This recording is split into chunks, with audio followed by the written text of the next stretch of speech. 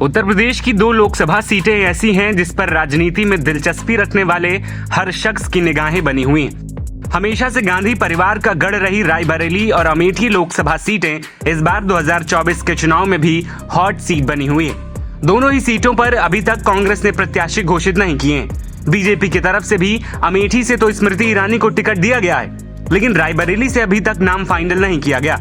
अब media report के अनुसार राहुल गांधी और प्रियंका गांधी दोनों ही चुनावी मैदान में उतरने के लिए तैयार हो चुके हैं। मिली जानकारी के मुताबिक अमेठी से राहुल गांधी अपनी खोई हुई जमीन वापस पाने की कोशिश में लोकसभा चुनाव लड़ सकते हैं। वहीं रायबरेली से सोनिया गांधी के कदम वापस खींचने के ऐलान के बाद बेटी प्रियंका गांधी जीत बरकरार रखने के लिए चुनाव लड़ सकती हैं। कांग्रेस की तरफ से अभी स्थिति स्पष्ट नहीं हुई है, हालांकि पार्टी के 2 शीर्ष नेताओं ने इस बात की तरफ इशारा जरूर किया है।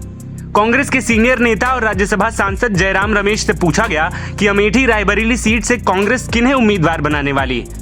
इसके जवाब में उन्होंने कहा कि राहुल गांधी ने कहा था कि उम्मीदवारों के संबंध में कांग्रेस चुनाव समिति यानी कि सीईसी तय करेगी। हम लोग चाहते हैं राहुल और प्रियंका गांधी अमेठी रायबरेली से चुनाव लड़े। ऐसा ही कांग्रेस संगठन भी चाहता है। हमें उम्मीद है कि वो यहाँ से चुनाव लड़ेंगे। वहीं पूर्व केंद्रीय मंत्री और गांधी परिवार के खास एके एंटनी ने भी अमेठी और रायबरेली लोकसभा सीटों पर कांग्रेस उम्मीदवारों पर अपनी बात रखी। एके एंटनी ने कहा कि अमेठी और रायबरेली को लेकर कयास लगाए जाने की जरूरत नहीं है। एंटनी ने कहा कि दोनों लोकसभा सीटों पर फैसले का इंतजार कीजिए। उन्होंने ये भी स्पष्ट किया कि नेहरू परिवार का एक सदस्य उत्तर प्रदेश के चुनावी मैदान में जरूर होगा। वहीं दूसरी ओर बीजेपी से अमेठी सांसद राहुल गांधी के अमेठी से न लड़ने पर लगातार हमलावर है। बीते दिनों स्मृति ईरानी ने भरे मन से राहुल गांधी को निकम्मा तक कह दिया था। क्या भला है वहाँ पर जो यहाँ अमेठी से छिपा रहे हैं। आप सबने देखा होगा जिस दिन राहुल गांधी ने अपना नामांकन भरा, उन्होंने लिख कर घोषित कर दिया वायनाड मेरा परिवार है। वहां तक तो ठीक था। फिर कर्नाटक के एक नेता ने जाकर भाषण दे दिया कि राहुल गांधी से पूछा गया आप वायनाड से काहे लड़ रहे हैं। राहुल गांधी ने कहा वायनाड के लोग ज्यादा वफादार। फिर हम क्या हुआ, 15 साल निकम्मे सांसद को ढोया, जिसने काम नहीं किया, जीतने के बाद भी गायब रहा। और अब अमेठी की वफादारी पर ये तोहमत लगाते हैं। आप सबका भी तो समर्थन रहा था, आपने भी तो वफादारी दिखाई थी, परिवार माना था।